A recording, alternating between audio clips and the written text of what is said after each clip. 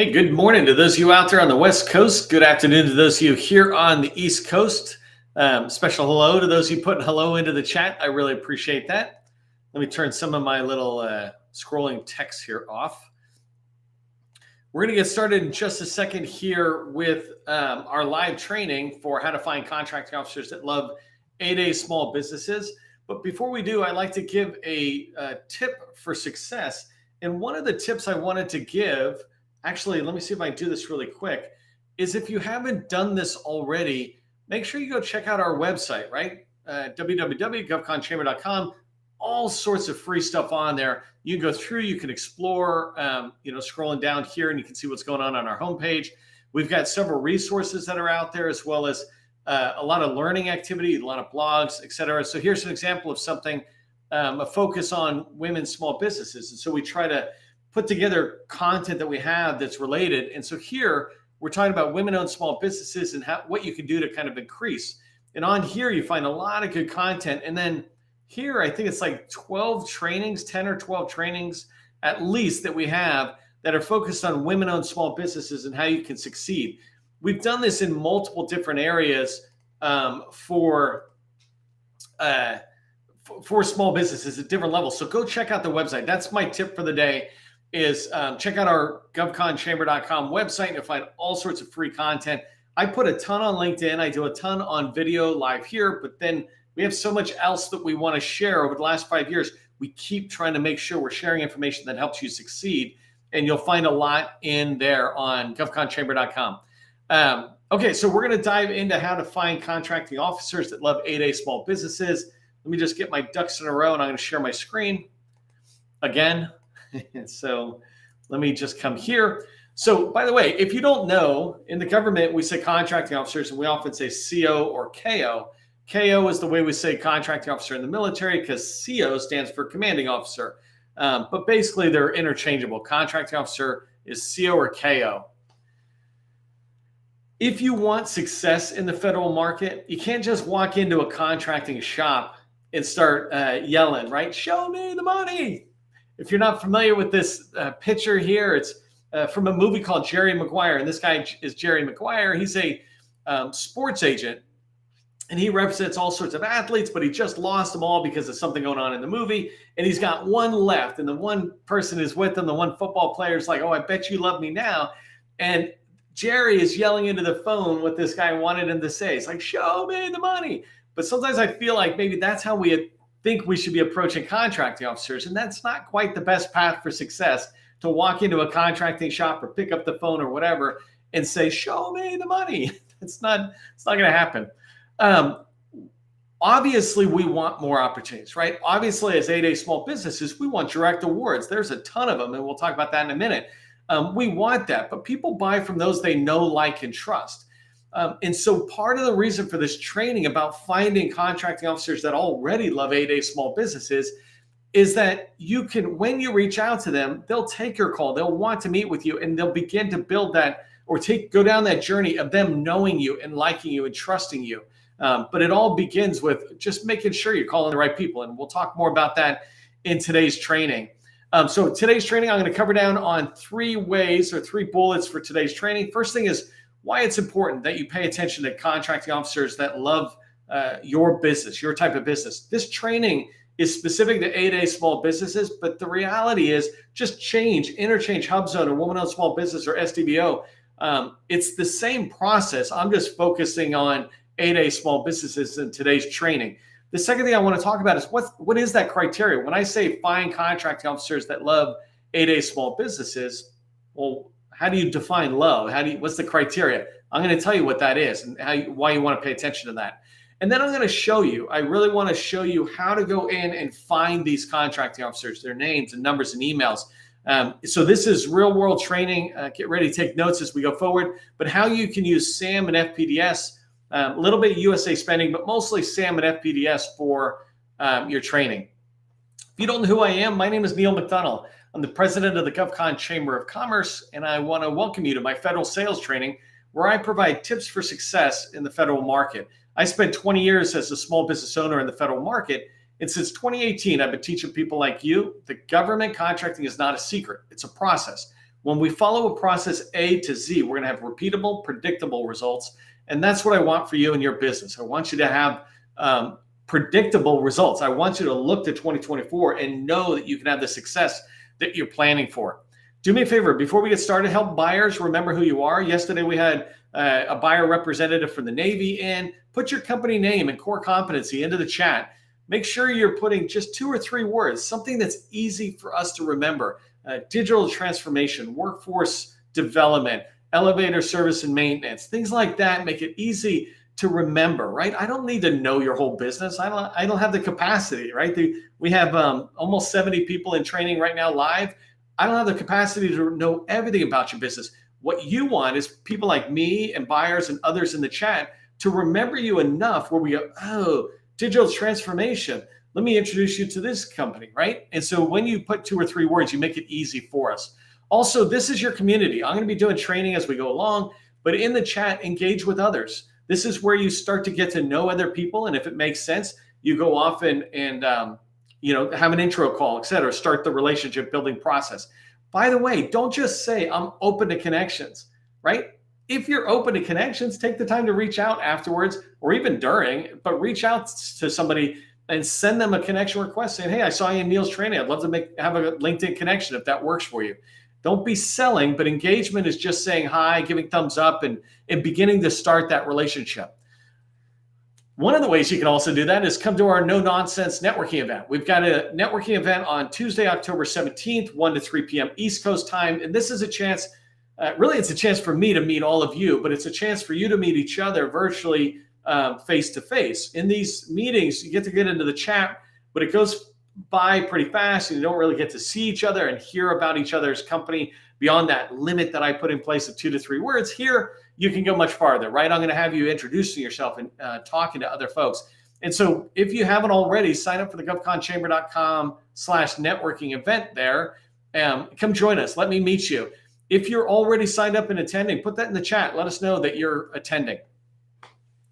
Okay, if you haven't been here before, I move at a fire hose pace. Feel free to slow it down to half speed another day when you watch the replay. But right now, let's get started to understanding why it's important for contracting officers to love you and your type of business. Why it's important for you to find those type of contracting officers. The biggest reason, and I don't know if I put it here, is it saves you time. It makes sure you're not wasting their time, but especially you're not wasting your time. So that's the number one reason. If you focus on people who actually love you and not love you compared to those that don't love you, then you'll be spending your time wisely. So one of the reasons it's important to work with contracting officers who love your small business program, right? Today we're talking about the 8A program, but we could again be talking about the Woman-Owned Small Business Program, the HUBZone Small Business Program, the Service Disabled Veteran-Owned Program, or we could also be talking about, you can interchange this with contract vehicles, right? Get to know the contracting officers who love 8A Stars 3. There's all sorts of them who not only don't use it, but they don't love it. The way you know they don't love it is they haven't been trained to use the 8A contract vehicle. So it's the same thing with the 8A program, right? You want to work with people who already love you, and I'll demonstrate how you define that criteria, because they understand the program. I've been in this business long enough and been surprised enough to run into contracting officers who are just pretty much clueless about the 8A program and using it in their contracting shop, right? So it sounds surprising, but the facts just lay out the reality of the situation. The second reason why it's important to work with KOs that love you is that they already know how to work with the SBA's business opportunity specialists, and they do that interest letter, and they know how to push things to an 8A small business, to an 8A small business, right? So they understand the process of working with the 8A and the SBA to get things going. The third thing is that I believe that when somebody is already working with you, then they're demonstrating they already believe in the value of 8A small businesses to their agency's mission, right? If they didn't think 8A small businesses could help with the mission, there's no way they would work with you. They're not just going to give contracts. Oh, you're an 8A. I just want to give contracts all day long. No, they go that path after they first clarify or validate that your company can help their agency internal users address the mission. So they believe in the value of 8A small businesses and the 8A small business program already. You don't have to convince them. There's this great line that says, Don't try to get people to believe what you believe. Work with people and find people who already believe it. Why should you convince people when there's all sorts of people out there who already believe it? That's what you want to be doing, is finding contracting officers who already believe in your company's value to the agency mission. The next reason it's important to work with contracting officers that already love 8A firms is that they know how to drive contracts and awards to a direct award, right? So it's one thing to have an opportunity come out, they put it out full and open, or maybe set it aside small. It's another to set it aside down to 8A, but it's another to go direct award. And really, that's a skill set contracting officers have to learn. They have to be trained up on this. They have to get experience on it. And so working with contracting officers who already love you, next slide, you'll see the criteria, then it makes it easier if you have an opportunity that can go to direct award, that these people know the process. You don't have to teach them. They don't have to walk around and wonder, et cetera. You're working with people who already know how to do this. And then just going in a couple others, right, that I already said. You don't have to teach them on how to do their job. They do it over and over again. And you don't have to teach them to be a fan of your company, because they already are. They're demonstrating that. So how do we know a contracting officer loves 8A small businesses, right? I keep saying loves you. And as I say it here, it feels a little awkward. But when I say loves you, I mean loves 8A small businesses, right? And so here's the criteria that I define for whether a contracting officer loves 8A small businesses. First thing is that they've already awarded sole source or direct award contracts to 8As, right? If they've done that, they love you. They already believe in that process, and they're doing that. In FY 2022, there was 16,000 contracts like this. And that's from USA Spending, right? If I just pop into USA Spending and I look at contracts, FY22 and sole source 8A, 16,521 contracts. Who these contracting officers are is what we want to know, right? That's what I mean when I say, let's go find those contracting officers that love 8A small businesses. Well, we know there's a lot. Now, who are they? Well, I'll show you that in the training in a minute. The second thing is that they've awarded 8A competitive contracts. If you go in and look at SAM or FPDS, you'll see that these contracting officers are running contracts that have been awarded as a set aside to 8A. There's 2,200, and that number is a little staggering, but it comes from USA Spending as well. Far more direct awards than there were set asides, but there was 2,200. That's a lot. When you think about how many contracting officers that is, I would bet on average the most a contracting officer would do an 8A set aside would be, let's say, 5 in a year. Might be a lot more, but I doubt it, right? When you really think about it across the board. And so the potential of you finding several hundred contracting officers who already are awarding to 8A as a competitive, or maybe several thousand who are doing it as a direct award, it's a very real pool of people, right? Another reason that you can define or identify contracting officers that love small businesses, 8A small businesses, is that they have RFPs that are set aside for 8As. If I go into SAM right now, I can just look at anything that's set aside to 8As, and I'm finding a contracting officer that loves 8As, right? This is my loose interpretation of how do you find the contracting officers that love 8As. These ones are already doing it. I don't have to convince them of the value of setting something aside to 8A. So I want to reach out and talk to them. I want to build a relationship. I don't want to just get in there and say, show me the money, right? I want to get in there and introduce myself and, show me the process. I want to know the process to succeed with you and your contracting shop and your agency. But people who have RFIs and sources sought, same thing, right? You can look at the current sources sought and RFIs that are open, or look at expired, and we'll show you that in a minute. But all I have to do is look at those, and I will find a pool of people who already believe in 8A small businesses.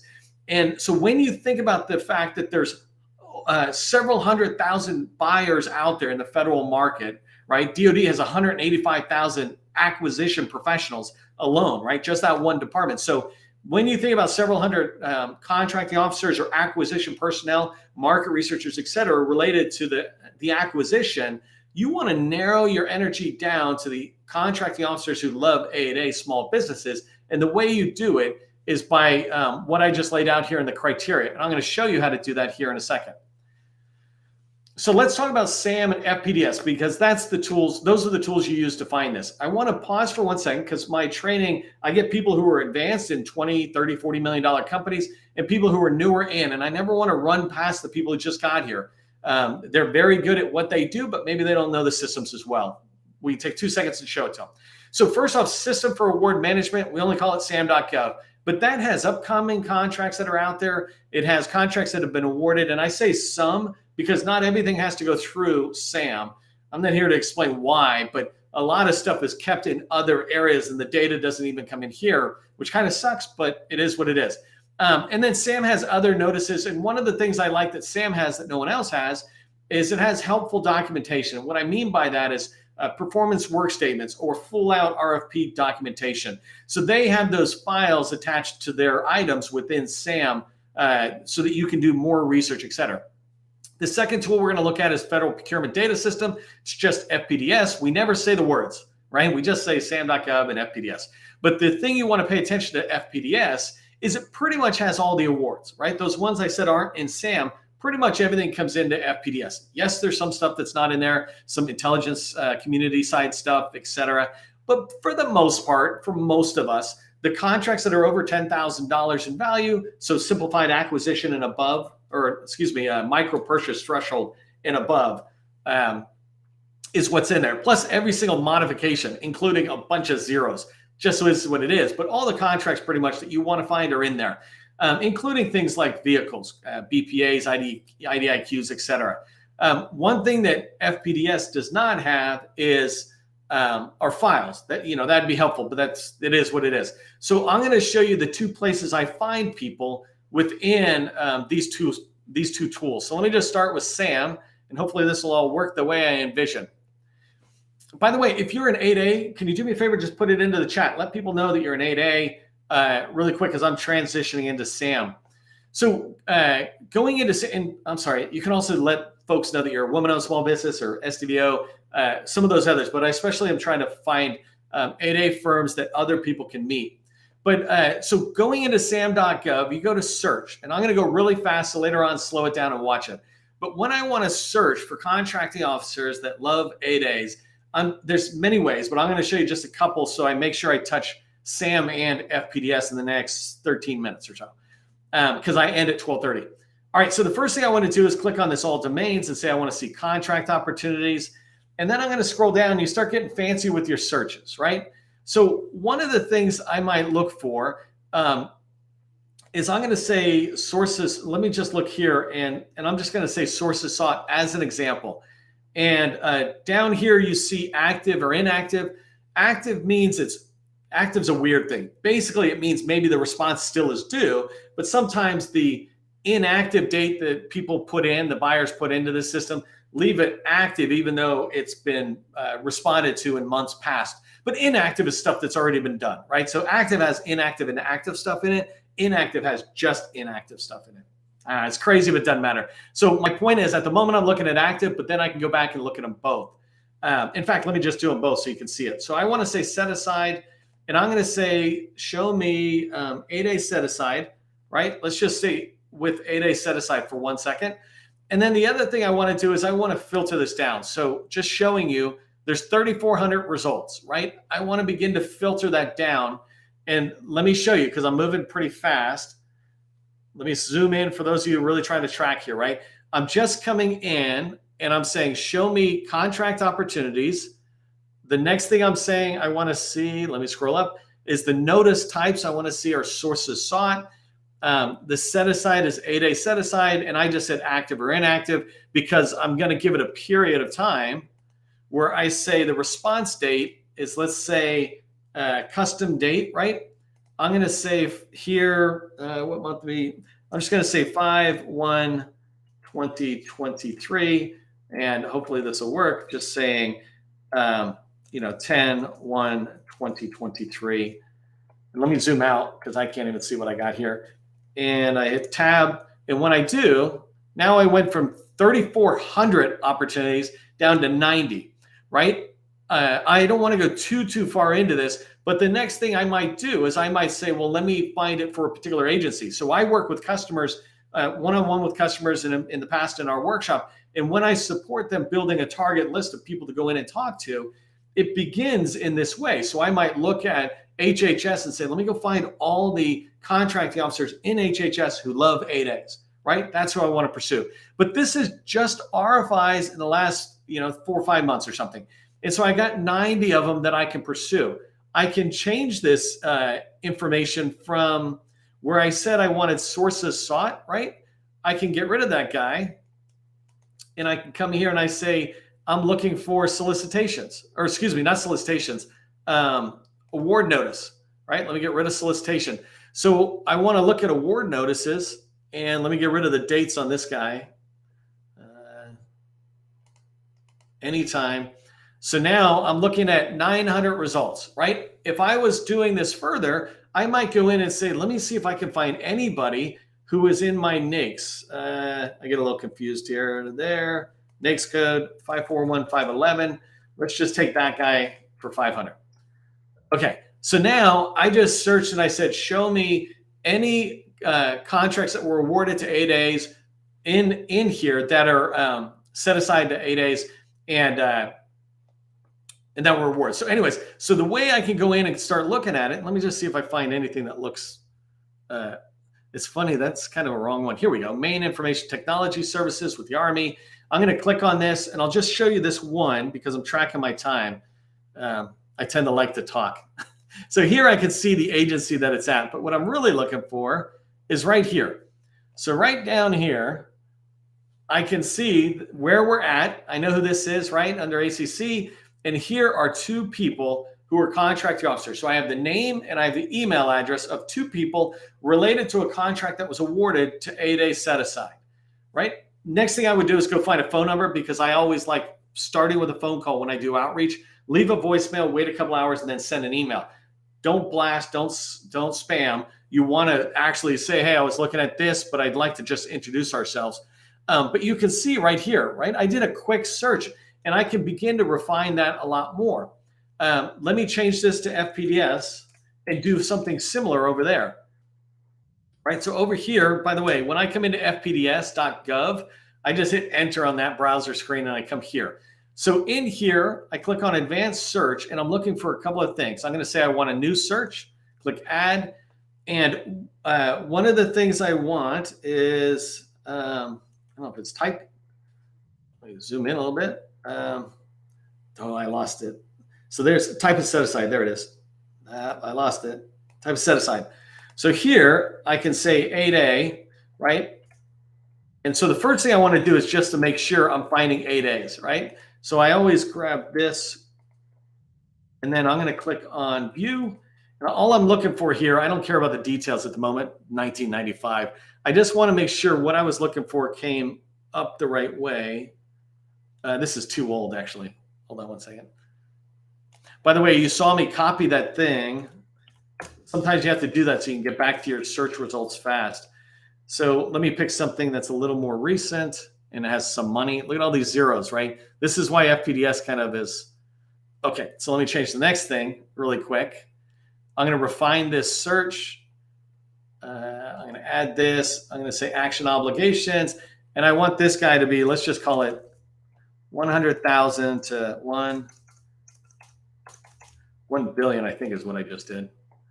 There we go. And so now October 23, let me grab this search. I always copy my search term to make sure I don't lose it. If I come in here and click view, first thing I want to do is to scroll to the bottom just to make sure I'm doing my search right. And you see right here, I am. The set asides I'm looking for was 8A sole source. I could have done 8A competitive, etc.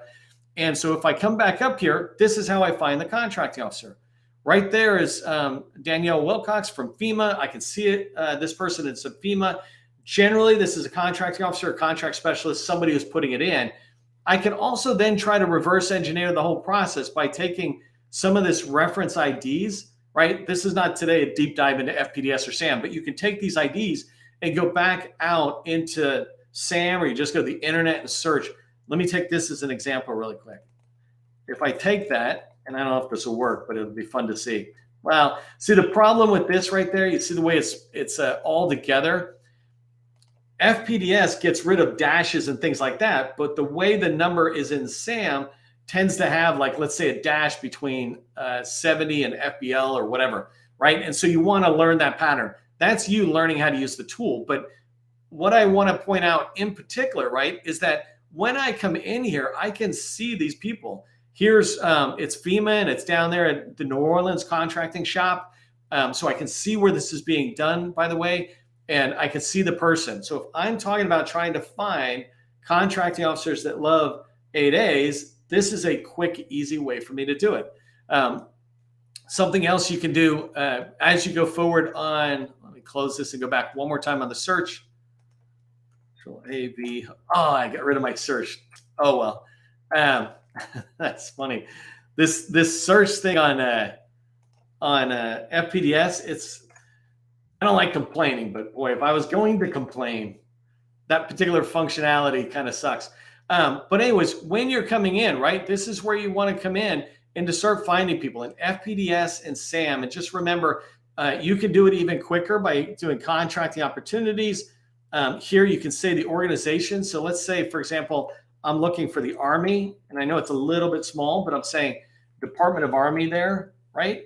If I come down and the dates, I might generally look the past couple of years right here to a custom date, right? Response date is the past couple of years. So I might look at 1/1/2022, let's just use that, to 10/1/2023. Hit a tab on that so it's going. And then the notice type I'll leave blank for a second, but down here, I could come down and say, well, show me 8A sole source. Last time I did set aside, right? And I want to see inactive and active. So I just did that quick search again, just to show you when you back up. And here I've got 196 entries within SAM for just the Army, right? If you don't know this, the Army is the #1 agency for 8A small businesses, especially looking for direct awards. They did like $2 billion at the end of the fiscal year, generally at the end of the fiscal year. So go watch my previous video. In fact, go over here to the learning section right there. At the bottom is a whole 8A page where I have all this training related to 8A small businesses and how to succeed in there. But anyways, you can see all this traction within the Army. And I could have filtered it down one more time just to see if it matches my product. Let me do 541-512 this time, which is just another software one. That's interesting. There's almost nothing there. And these kind of things, when you do it, right, it's helping you understand the customer that you're working for. Let me see if 541-511 had something that had 2. This gets interesting to see how they're actually awarding their contracts. Oh, I got that one wrong. So this one's interesting, right? When you start looking at it, you start beginning to figure out who is buying what you sell. And when you do it, you come in and find those people's names at the very bottom. Again, there's always somebody's name you can track on. Okay, let me come back to this slide and just come back. Here's what I want you to remember from today's training, right? Is start with the contracting officers that love you. When you're doing outreach and you're going into a particular agency or multiple agencies, start by finding the contracting officers that are awarding contracts to sole source, direct 8A, or set aside to 8A. And then build the target list of those KOs or COs the way I showed you. Get their name and their email, go find their phone number, which generally you can find online, right? And begin to build a target list of 100 or 200 people. Then start reaching out and have this intro call where you're not just trying to drive right in and go, can I have a direct award? But you're just introducing your company. When you do that, you'll start seeing a lot more traction. Hey, if you're not already doing this, subscribe to my GovCon newsletter. I've got a lot of helpful information in there. One of the most recent things we've done is a long-range acquisition forecast. That's in the newsletter as well. Just go subscribe. It's here on LinkedIn. So just go to my profile and you see it somewhere at the top. And then if you haven't already, that networking event, I would love to meet you, right? I've been working these trainings a lot, and I see you in chat, and I try to chat with you, but I haven't seen you, right? And so if you can come to the chat or the networking event, I'd love to have you in there with us. And then if you're getting value from these trainings, which I know you are, at the time when you're ready, come join us as a sustaining member. The sustaining members are who help us make this possible across the entire country to help small businesses that are just getting started and doing 20, 30, 40 million. So come join us when you're ready. For everybody, just remember, government contracting, it's not a secret. It's just a process. I'll see you in the next training.